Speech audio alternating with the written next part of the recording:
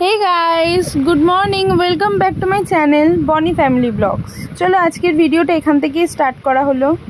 तो देखतेई पाच्छो घुम थेके उठेई गेছি, ननाई एखोनो घुमोচ্ছে। তাই ননাইকে ঘরটা অন্ধকার করে দিলাম, ননাই যাতে একটু বেশিক্ষণ ঘুমায়। তার মধ্যেই দেখি ননাই উঠে গেছে আমার কাজ সারতে সারতেই। তো এবার দেখো বদমাশি করছে। আমিও ভাবলাম ওর সাথে একটুখানি খেলেই নেওয়া যাক, সময় যখন আছেই, তাই ওর সাথে একটুখানি খেলছি।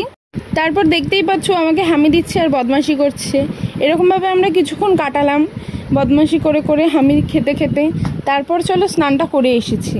স্নানটা করে আসার পর আমি একটু সাজুগুজু করে নিচ্ছি যাওয়ার জন্য। কোথায় যাব সেটা তো তোমরা জানোই, কি আমি রান্নার ঘরে যাব রান্না করতে, এছাড়া আমার আর জায়গা নেই কোথাও যাওয়ার।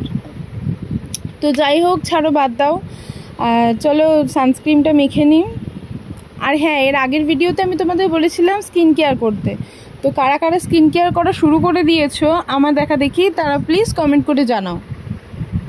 এখানে দেখো ননাই খুব বদমাশি করছিল, ও সিঁদুর পরবে বলে বায়না করছিল। তো আমি সিঁদুর পরছিলাম, দেখো ও আমার নাইটি ধরে ঝুলে আছে।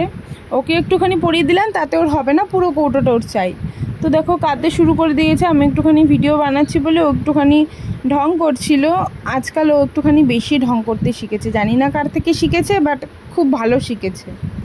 তো এখানে চলে আসলাম আমি রান্নাঘরে। দেখো আজকে রান্না হবে ভাত, ডাল, ঢ্যাঁড়স ভাজা আর চিকেন। তো এখানে চিকেনের আলুটা আমি ভেজে নিচ্ছি, লাল লাল করে চিকেনের আলু ভেজে তারপর আমি চিকেনটাকে দেব। তো তোমরা সবাই জানো চিকেন রান্না করতে, আর যারা যারা না জানো তারা প্লিজ কমেন্ট করো, আমি একদিন চিকেন রান্না করে তোমাদেরকে দেখিয়ে দেব। তো যাই হোক, আজকে দেখো এটাই হচ্ছে। এরপরে আমি ননাইয়ের খাওয়ার বসাবো।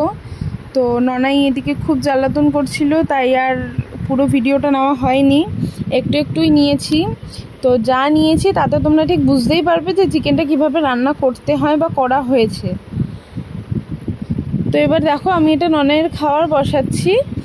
মানে ও তো আমাদের মতো খাবার খায় না, ও তো আলাদা খাবার খায়, তাই আমার আলাদা করে ওকে খাবারটা দিতে হয়। তো যাই হোক, এখানে আলুটা ভাজা হয়ে গেছে। আমি দেখো ননাইয়ের খাবারটাও বসিয়ে দিয়েছি। এখানে চিকেনটাও আমি ম্যারিনেট করে রাখছি। তো এখানে মশলাটা মাখিয়ে নিয়ে এবার আমি আধ ঘন্টা রেখে দেবো। এটা আধ ঘন্টা রেখে দিলে পরে কি হয়, চিকেনটা অনেকটা সফট হয়ে যায় আর খেতেও খুব সুন্দর লাগে, সেদ্ধটাও খুব ভালো হয়। তো দেখো এখানে আমি মাখিয়ে রেখে দিয়েছি, আলুটা ওর মধ্যে দিয়ে দিয়েছি আর একটা টমেটো কেটে ওর মধ্যে দিয়ে দিয়েছি। তো আমার কাছে আজকে টাইম ছিল না মশলা বাটার, তাই আমি কিনে এনেছিলাম মশলাটা। তো তোমরা দেখতেই পেলে আমি একটা প্যাকেট থেকে মশলা বার করে দিলাম, ওটার মধ্যে ছিল আদা আর রসুনের পেস্ট। তো দেখো এখানে ননাইয়ের খাওয়ার হয়ে গেছে। আমি পেঁয়াজটা ভাজছি। পেঁয়াজটা যখন লাল লাল করে ভাজা হয়ে যাবে তখন আমি কি করব, চিকেনটা দিয়ে দেবো কড়াইয়ের মধ্যে। তো আমি ওর মধ্যে একটুখানি নুন আর চিনি পেঁয়াজের মধ্যে অ্যাড করে দিয়েছি, মানে দিয়ে দিয়েছি। তো জানো তোমরা, পেঁয়াজ ভাজার সঙ্গে সঙ্গে যদি একটু চিনি দাও পেঁয়াজের মধ্যে, তো মাংসের কালারটা খুব সুন্দর আসে। এটা আমি আমার শাশুড়ি মায়ের থেকে শিখেছি। আশা করি তোমরাও ট্রাই করবে, যাতে দেখবে ভালো হয়। আশা করি দেখবে ভালো হয় নাকি। তো এদিকে দেখো, ও হ্যাঁ আর বলিনি তোমাদেরকে, শাক ভাজাও হচ্ছে। তো আমি শাকটা ওদিকে ধুচ্ছিলাম। তো এখানে দেখো আমি চিকেনটা দিয়ে দিয়েছি কড়াইতে। এখানে বাটির মধ্যে একটুখানি জল দিয়ে ওর মধ্যে দিয়ে দিলাম।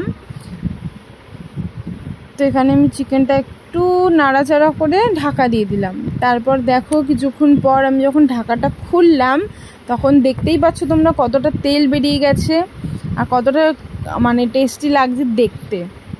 তারপর কিছুক্ষণ কষিয়ে আমি জল দিয়ে দিয়েছিলাম। এখানে দেখো বিকালের ভিউটা কি সুন্দর লাগছে।